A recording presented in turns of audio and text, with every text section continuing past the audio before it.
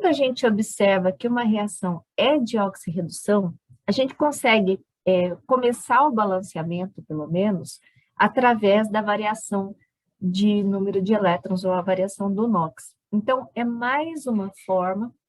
Eu dei uma olhada, eu li o capítulo 12, está bem legal, ele explica bem direitinho, tá? Mas eu vou fazer alguns exemplos diferentes do que está ali no livro, no capítulo 12, e explicando passo a passo, né, desse balanceamento, tá bom? Então, olha, o assunto da aula de hoje é balanceamento de reações de oxirredução, tá bom? Lembrando, como que eu sei que uma reação é de oxirredução?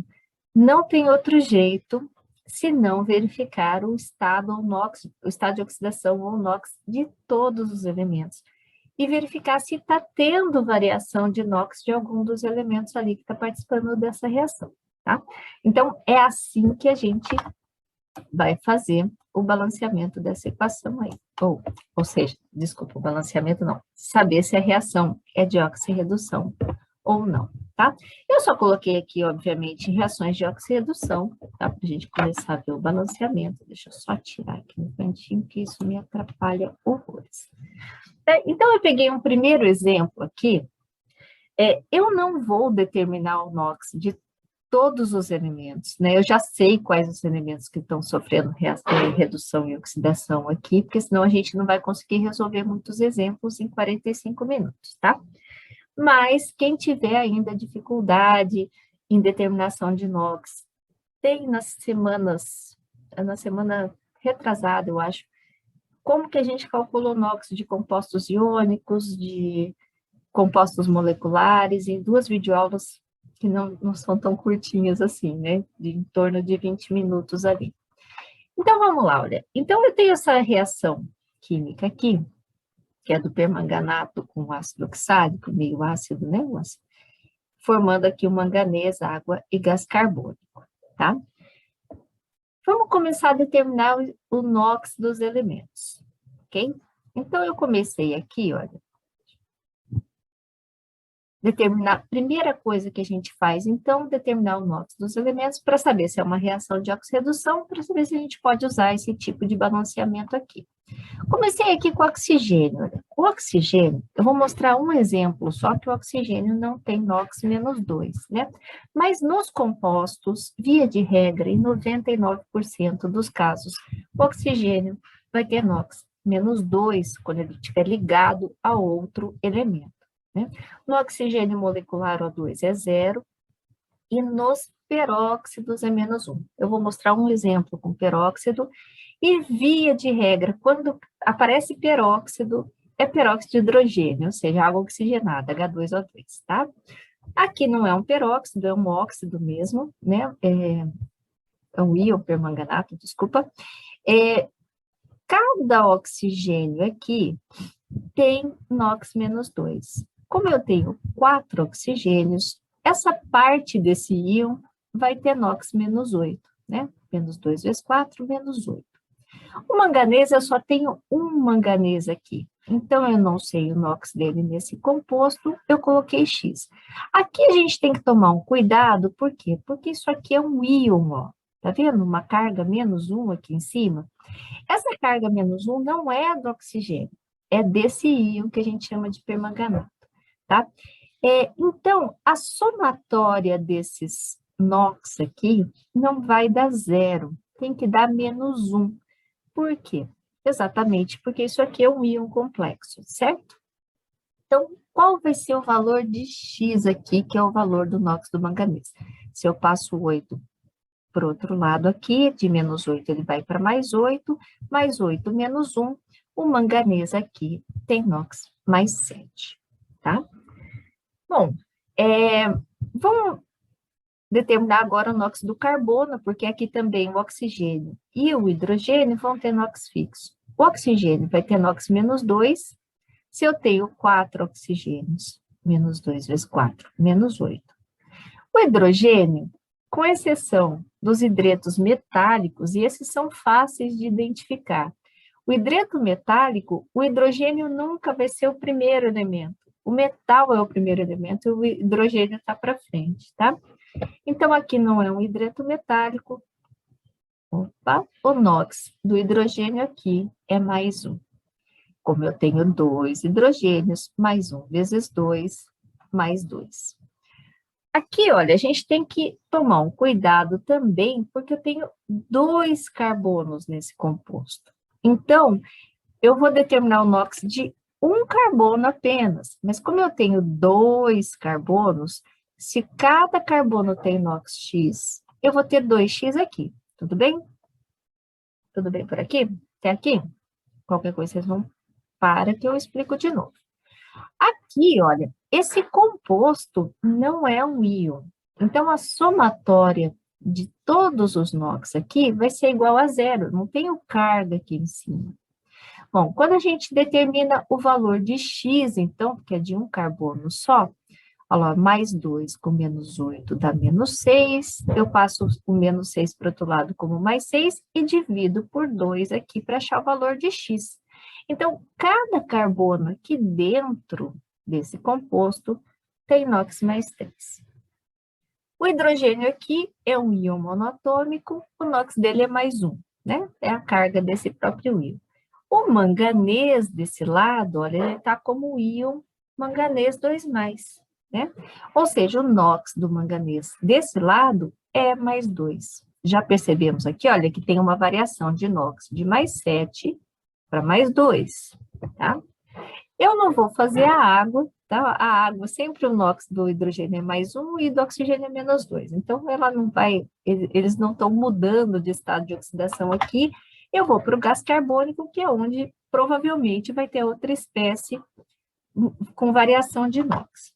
O oxigênio aqui é um óxido, né? Um dióxido de carbono, é menos 2. Como eu tenho 2 oxigênios, menos 2 vezes 2, menos 4, eu só tenho um carbono.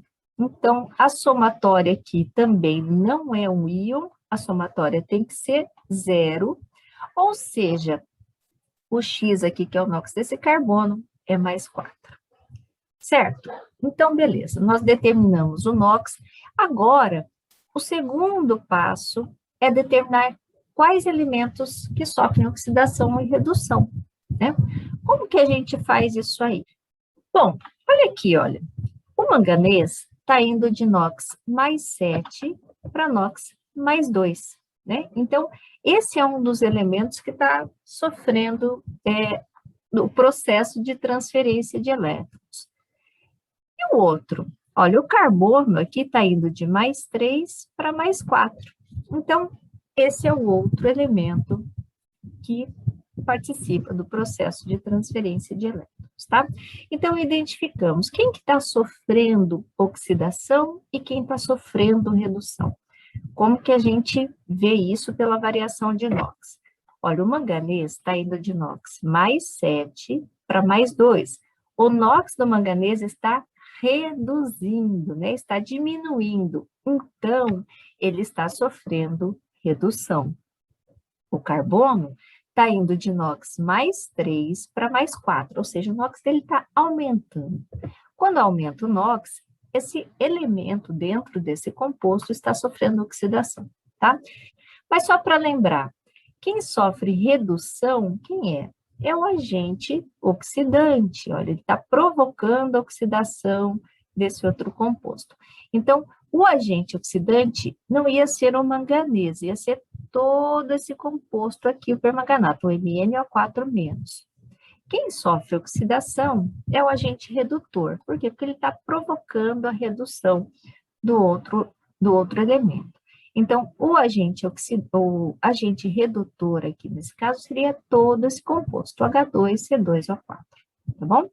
Eu não coloquei isso aqui, mas só para lembrar, porque essas coisinhas vão continuar durante esse trimestre. Nas próximas avaliações, aí, continuamos com eletroquímica, tá bom? Então, vamos lá. O terceiro passo aqui, ó, até aqui a gente já estava fazendo, né, nesse conteúdo que foi da 4 aí, tá? Aqui começa a diferença, tá?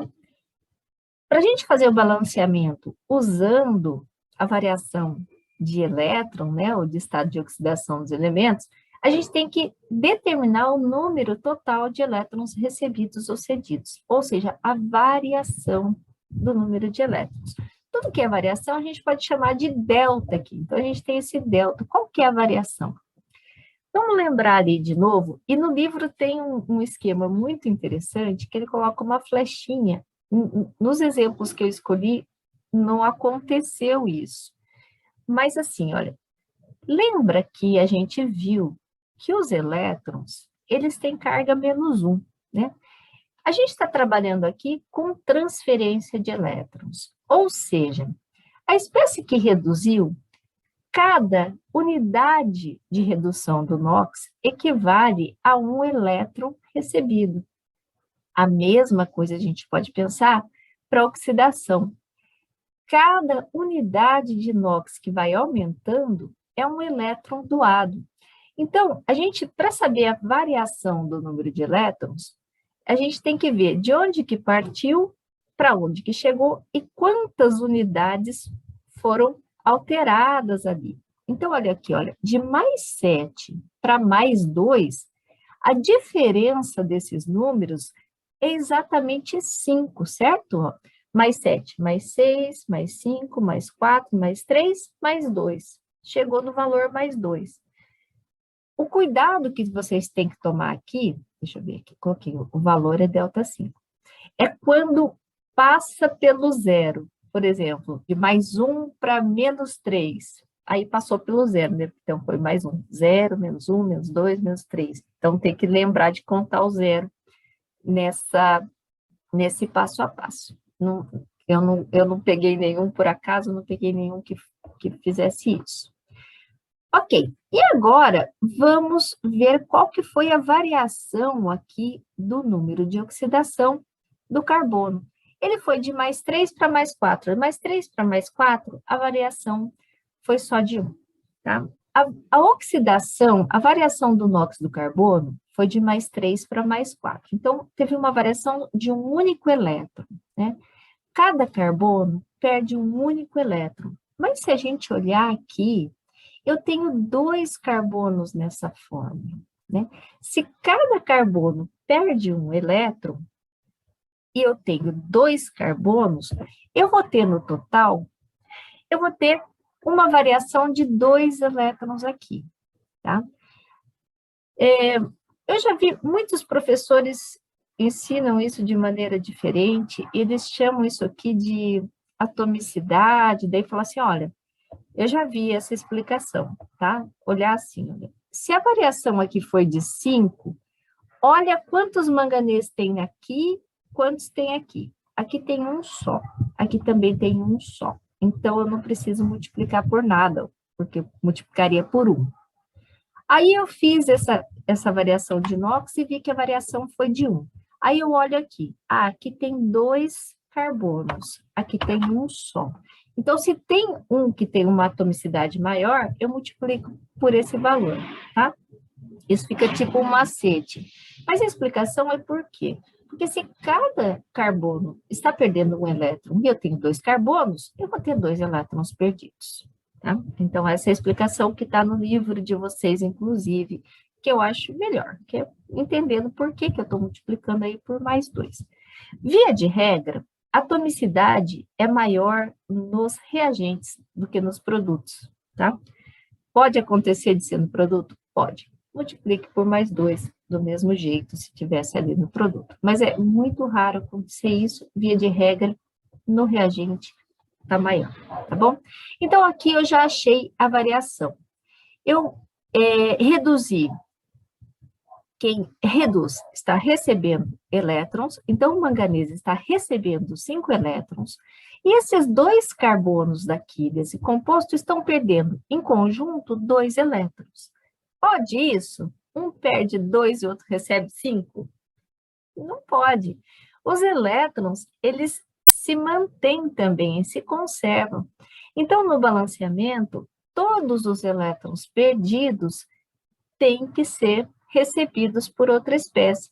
Então, quando essas variações são diferentes, para consertar isso, o que a gente faz? multiplica invertido, tá? Tem várias formas de fazer isso, tá? Então, a gente inverte os valores dos coeficientes utilizando o do oxidante no redutor e vice-versa. O que eu estou querendo dizer com isso? No livro de vocês está um pouquinho diferente. Ele já multiplica aqui direto, vezes 2 aqui dá 10, vezes 5 dá 10, né? Para mostrar que foram 10 elétrons no total. Mas olha aqui, olha. Quem está sofrendo a redução está perdendo 5 elétrons, né? Opa, desculpa, está recebendo 5 elétrons. Para ele receber os 10, eu vou pegar esse valor que deu aqui na oxidação e vou pôr aqui na frente, tá? E vou fazer o contrário com esse outro composto aqui. Se ele está perdendo 2, mas para ele perder 10 para o outro receber 10, eu vou pegar esse número aqui e colocar aqui na frente. Então, quem reduziu, eu vou colocar o valor da variação como coeficiente de quem oxidou. E a variação de quem oxidou, eu vou colocar aqui na frente do elemento que sofreu redução. Para que isso? Para igualar o número de elétrons. Por quê? Porque agora eu tenho 2 vezes 5, 10 elétrons recebidos, 5 vezes 2, 10 elétrons perdidos. Eu conservei o número de elétrons. Agora, eu já comecei o balanceamento, eu não parti do zero, então fica mais fácil eu terminar esse balanceamento. Para terminar, a gente vai ajustar os demais coeficientes pelos métodos da tentativa, mas agora a gente não está partindo do zero. A gente já fixou aqui que esse elemento tem coeficiente 2, esse composto coeficiente 2 e esse outro coeficiente 5. Bom, vamos prestar atenção nos reagentes e nos produtos para ver quem que a gente dá sequência nisso. Via de regra, pessoal, o hidrogênio e o oxigênio são os últimos a serem balanceados. Por quê? Porque eles aparecem em vários compostos, então deixa para o final.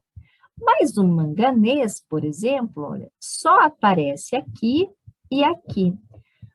Uma coisa que muitos alunos se confundem é a carga, né? Ah, mas esse tem carga, o outro não tem. Não tem problema. A carga, ela não interfere no balanceamento, tá? Não como o número de espécies, porque essa carga só indica que esse elemento perdeu ou recebeu elétrons, tá? Ele continua sendo manganês, os números de prótons do núcleo estão iguaizinhos. Então, se eu tenho 2 manganês desse lado, quantos que eu tenho que ter desse outro? 2 também. Para ajustar, eu coloco o coeficiente 2 aqui na frente.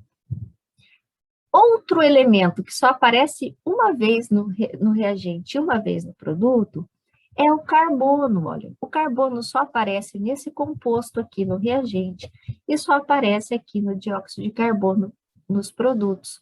E como eu já fixei esse coeficiente, quantos carbonos eu tenho aqui? Olha, 2 vezes 5, 10. Aqui desse outro lado, meu índice é 1. Então, para eu ter 10 carbonos aqui, eu tenho que colocar o coeficiente 10. Tá? Quem que eu posso balancear agora? Vamos ver aqui. Olha, o número de oxigênio já está fixo. O hidrogênio é difícil, porque o hidrogênio tem aqui, eu não sei, e tem aqui que eu não sei também quantos oxigênios. Então, agora a gente vai para o oxigênio. Por que a gente vai para o oxigênio? Porque no lado dos reagentes, os oxigênios já estão fixos, ó. Eu tenho 2 vezes 4, 8 oxigênios que veio desse composto, 4 vezes 5, 20 que veio nesse. Então, 20 mais 8, 28. Aqui eu já tenho 20 oxigênios do dióxido de carbono. Faltam 8. Como o índice do oxigênio aqui é 1, então eu ponho 8 aqui na frente. Agora eu consigo fechar o hidrogênio. Quantos hidrogênios eu tenho aqui? 2 vezes 8, 16. Lembra que eu já tenho 10 desse composto. Faltam 6? Pronto, fechei meu balanceamento. Então, reações de oxirredução servem para a gente iniciar o balanceamento, percebendo o número de elétrons que foi transferido de uma espécie para outra. Então, quando a gente consegue determinar o número de elétrons transferido, a gente consegue iniciar o balanceamento pelos agentes oxidante e redutor, fazendo o quê? invertendo esse delta nos elementos dos reagentes, via de regra dos reagentes, tá bom? Por que você multiplicou aquele delta da oxidação ali? Por que que eu multipliquei isso aqui? Ó, então vamos lá Aham, de novo. Eu achei que o carbono aqui tem NOx mais 3, certo? certo. Você acompanhou isso aí, né? E aqui tem NOx mais 4. De mais 3 para mais 4, a variação foi 1, não foi? Ó, mais 3 para mais Sim. 4 é um passinho só. Então, é um elétron que foi perdido. Mas eu olho, olha esse índice aqui, olha. Tá vendo que tem 2 carbonos nesse composto? Essa variação é de cada carbono. Cada carbono perde um elétron, mas como eu tenho 2 carbonos, eu multipliquei por 2 para falar assim, esse composto, 1 mol desse composto, né, se eu pegasse só uma molécula, vamos pegar uma molécula, não vou nem falar de mol, uma molécula dessa aqui perderia no total 2 elétrons. De onde vieram esses 2 elétrons? Exatamente dos 2 carbonos que estão mudando de estado de oxidação, tá? Por isso que eu coloquei o 2. Então, antes de fazer essa inversão, de colocar a variação de quem oxidou no agente oxidante e a variação de quem reduziu no agente redutor, a gente tem que primeiro verificar a quantidade de átomos dentro de cada um deles para a gente saber se vai ter que multiplicar ou não. Conseguiu entender? Entendi, Então, professora. Valeu. um pouquinho diferente lá no livro, mas eu acho que até o livro, é que eu já estava fazendo quando eu fui ler o livro, tá mais, tá, eu achei a explicação do livro melhor do que a minha aqui, porque ele vai fazendo passo a passo, assim, ele vai colocando, vendo 10 elétrons, explicando por que que sai dali, vai para lá. Então, dê uma olhadinha também no livro que tá legal. Mas aqui eu acho que, né, eu sempre penso assim, tem 2, tem que multiplicar por 2. Se tivesse 4, teria que multiplicar por 4, se tivesse 5 aqui. Então, a gente tem que ver o elemento que está sofrendo oxidação ou redução, se dentro do composto, dentro do agente oxidante, dentro do agente redutor, eu tenho mais de um dos elementos que está sofrendo variação de estado de oxidação.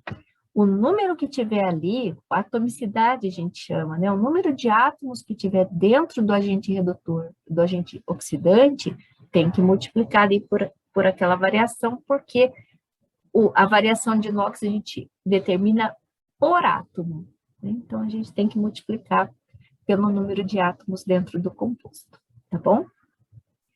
Então, vamos para um segundo exemplo. Ah, antes de falar do segundo exemplo, isso aqui é muito importante.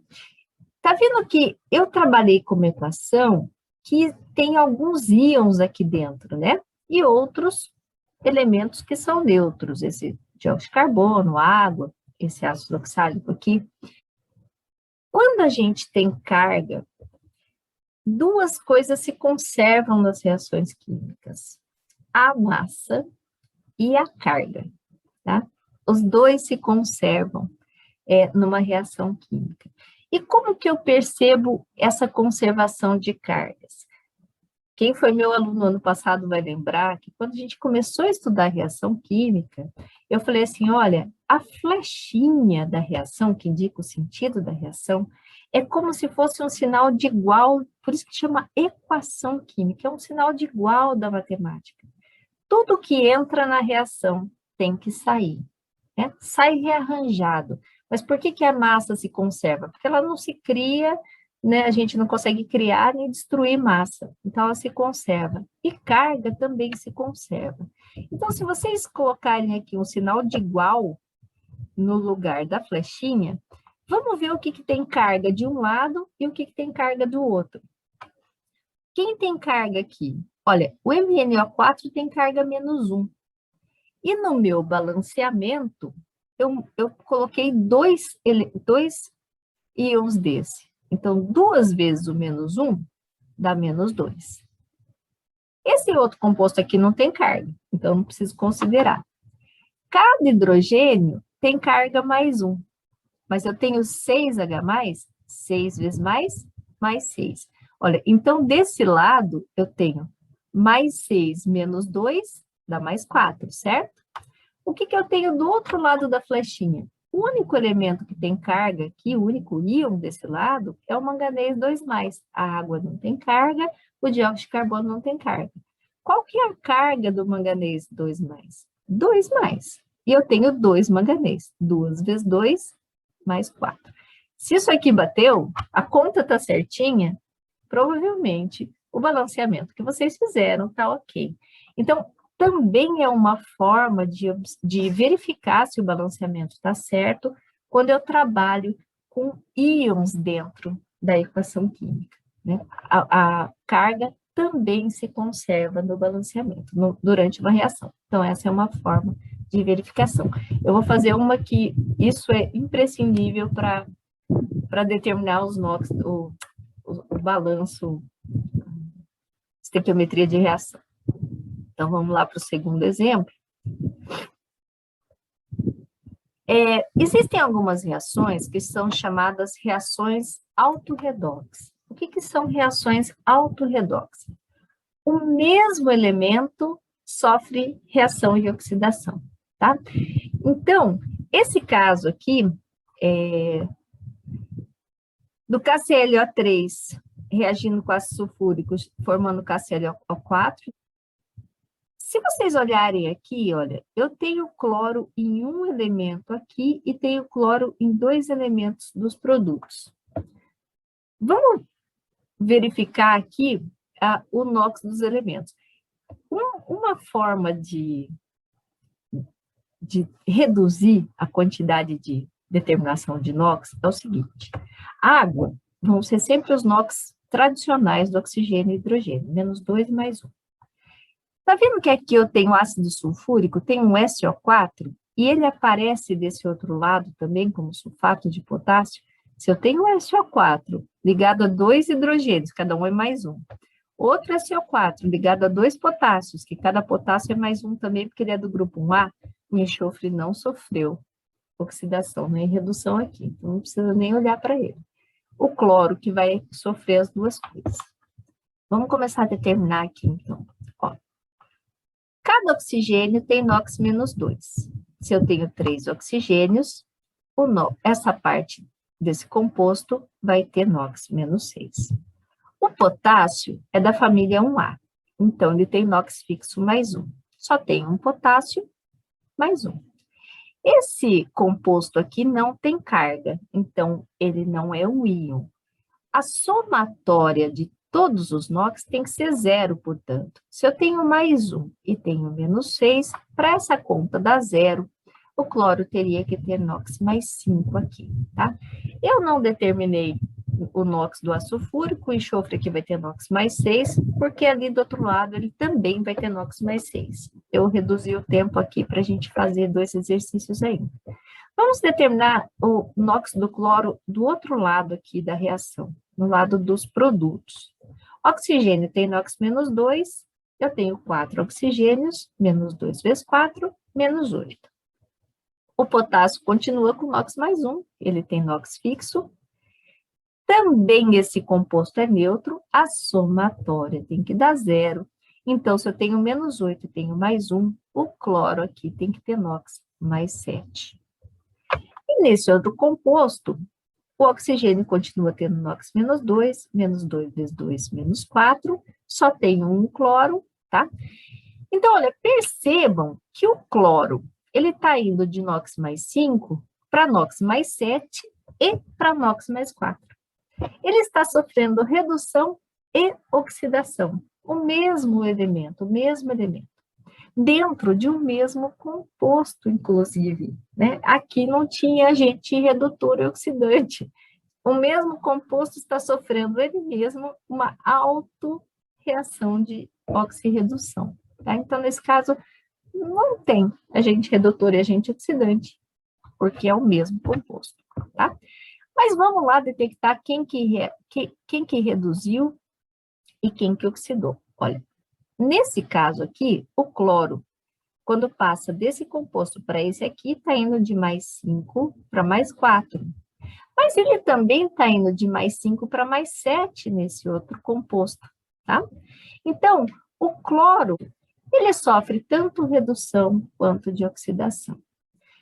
Como que eu faço agora? Bom, eu vou calcular a variação, do mesmo jeito que eu fiz no exercício anterior, de mais 5 para mais 4, a variação é de 1, e de mais 5 para mais 7, a variação é de 2. Se vocês perceberem, eu não tenho atomicidade diferente de 1 em nenhum dos compostos, então eu não preciso multiplicar. Mas e agora? A gente viu que, via de regra, a gente troca o delta calculado entre os agentes oxidante e agente redutor. Mas nesse caso eu não tenho, é o mesmo composto. Eu ponho o que então ali na frente? 1 ou 2? Quando vocês tiverem uma reação dessa de redução e oxidação, a gente vai para os produtos. Então, a gente vai inverter, mas lá nos produtos. Então, se esse aqui teve variação de 1 e esse de 2, a gente vai colocar o 2 aqui, e o 1 aqui, tá? Então, eu inverto nos produtos nesse caso. Por quê? Porque eu não tenho um agente oxidante, um agente redutor nesse caso, porque é o mesmo elemento que está sofrendo oxidação e redução, tá? É o mesmo composto. Bom, agora eu já comecei, agora é só terminar. Eu tenho cloro nesse e nesse composto nos produtos, e só tenho cloro aqui. Quantos cloros eu tenho aqui, ó? 1 mais 2 vezes 1, 2, 3. Então, eu vou começar pondo 3 aqui. Agora, eu fixei o coeficiente estequiométrico aqui. Vamos verificar o potássio? 3 potássios entrando na reação, 1 mais 2, 3 potássio. Já está balanceado. Eu costumo balancear o sulfato. Ó. SO4, eu só tenho 1 aqui na frente. SO4, eu só tenho 1. Agora fica fácil balancear os hidrogênios, ó, 2 aqui, 2 aqui. E oxigênio fora do sulfato? 2 vezes 2, 4, mais 1, 5, mais 4, 9. 3 vezes 3, 9, porque esse aqui já está balanceado no sulfato. Mas se quiser separar tudo e ver enxofre, ver oxigênio separado, pode fazer, já está balanceado aí, tudo certinho. Só fazendo essa inversão nos produtos, tá? Então, esse é um cuidado que vocês devem ter quando o mesmo elemento sofreu oxidação e redução. Tudo bem? E eu queria mostrar um último exemplo, que em alguns casos a gente vai exigir um trabalho algébrico para determinar os coeficientes de reação. Eu já coloquei aqui, porque eu falei não vai dar tempo de resolver 3, já está toda a variação aqui, mas eu vou mostrar para vocês como que eu fiz, né? Do mesmo jeito, ó, cada oxigênio menos 2 vezes 7, menos 14. Eu tenho 2 cromos aqui, então eu tenho 2x. Como isso aqui é um íon, a somatória disso tem que ser a carga do íon, que é menos 2, então eu chego à conclusão que o cromo, cada cromo tem inox mais 6 aqui. Aqui é o caso do peróxido, ó, o peróxido de hidrogênio. Nesse caso, o oxigênio tem inox menos 1, tá? Na água oxigenada, o peróxido é menos 1. E aqui do outro lado, o cromo já está determinado aqui, que é mais 3, porque ele é um íon monoatômico, e o oxigênio aqui foi para 0. Mas, professora, por que você não pegou esse oxigênio da água? Porque o NOx menos 2 já tinha aqui, olha. Então, o da água não sofreu redução nem oxidação. Quem está sofrendo isso aí é o peróxido que está virando oxigênio molecular, tá bom? Você pega os diferentes. Se tem menos 2 oxigênio desse lado, tem menos 2 desse, pode deixar quieto, eles não estão sofrendo nada. Bom, de mais 6 para mais 3, ó, reduziu o NOx, então está sofrendo redução. De menos 1 para 0, aumentou o NOx, então está sofrendo oxidação. Olha lá o que eu fiz aqui. A variação é 3, de mais 6 para mais 3. Só que se vocês olharem aqui, ó, eu tenho 2 aqui e tenho 1 aqui. Então, eu vou multiplicar por 2. 2 vezes 3, 6. Por quê? Porque cada cromo desse composto está recebendo 3 elétrons, mas como eu tenho 2, são 6 elétrons. A mesma coisa eu fiz aqui na oxidação, olha. Cada oxigênio tem NOx -1, está variando de -1 para 0, mas eu tenho 2. Mas, professora, do outro lado eu também tenho 2. Não importa, se eu tenho 2, significa que cada oxigênio perdeu um elétron ali. Eu preciso multiplicar por 2, só uma vez. Eu olho aqui, via de regra, eu olho só para os reagentes.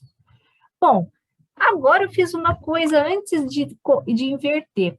O que vocês deveriam fazer aqui? Olha, a redução, esse composto está sofrendo redução recebendo 6. Então, o 6 vai aqui para frente do peróxido e o 2 vai aqui para frente do cromato, certo? Mas esses números aqui dá para simplificar. Quando dá para simplificar, vocês podem simplificar antes de começar o balanceamento. Ah, e se eu esquecer disso? Não tem problema nenhum. Vocês podem fazer o balanceamento com esses números, 2 e 6, e vocês vão ver que no final vocês vão poder simplificar tudo, tá? Eu já simplifiquei e inverti aqui, ó. Então, se eu tinha 6 e 2, agora eu vou ter 3 e 1. O 1 vem para cá e o 3 vem para cá, tá? Parece simples agora a forma de balancear essa equação. Porque eu falo, aqui cromo eu tenho 2, então eu ponho 2 aqui na frente. Mas agora, vocês poderiam se complicar no balanceamento dos outros compostos dessa reação. Por quê? Porque falta balancear o hidrogênio aqui, e o hidrogênio desse lado está com oxigênio, que eu também tenho 2 para balancear. Tá? Então, ia ficar complicado. Vocês iam chutando. Eu vou dar uma simplificação. Como que a gente pode usar o balanço de carga para ajudar nesse balanceamento aí, para não ficar quebrando a cabeça, porque se eu vario aqui, mudo aqui, tem que mudar lá, tem que mudar aqui. Então, eu vou fazer o seguinte, ó, vamos ver o balanço de carga? Ó, desse lado, quem que tem carga? O dicromato e o H+, tá? Quantas cargas tem o dicromato? 2 menos. E eu só tenho 1, esse 1 já foi fixo aqui. Então, desse lado eu tenho -2. E o hidrogênio. O hidrogênio tem carga +1, mas eu não sei quantos hidrogênios eu tenho aqui. Então, eu pus X. Mas esse X vai multiplicar por +1, então é mais X. E desse outro lado? Desse outro lado, só o cromo tem carga. A água e o oxigênio não tem. Qual que é a carga do cromo? É 3+, mas eu tenho 2 cromos, então eu tenho +6, tá? Fazendo essa conta aqui, olha, o -2 passa para o outro lado, o X vai ser +8. Ou seja, eu tenho que ter 8 hidrogênios aqui para essa carga ser +8. Viram só? Então, agora, beleza, agora eu já terminei todos os reagentes, falta balancear o resto dos produtos. Então, vamos lá. Quem que eu fiz primeiro? Acho que foi o hidrogênio. Hidrogênio tem 6 mais 8, 14. Já que eu tenho 2 aqui, então eu ponho 7, 2 vezes 7, 14. E agora o oxigênio.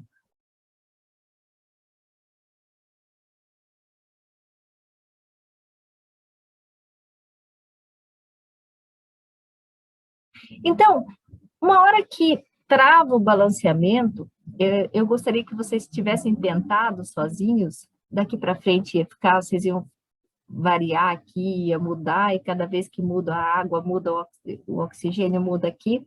É uma forma de, quando a gente trabalha com íons, pelo balanço de carga, também chegar nesse balanceamento, tá bom? O que eu quis mostrar aqui para vocês, pessoal, deixa eu só ver, falando inteirinho aqui, são formas de utilizar a variação do número de elétrons no balanceamento de equação, tá? Isso facilita muito, em alguns casos, né? Via de regra, muitos balanceamentos dá para a gente fazer por tentativa e erro, sem problema nenhum. Mas em reações redox, isso facilita bastante.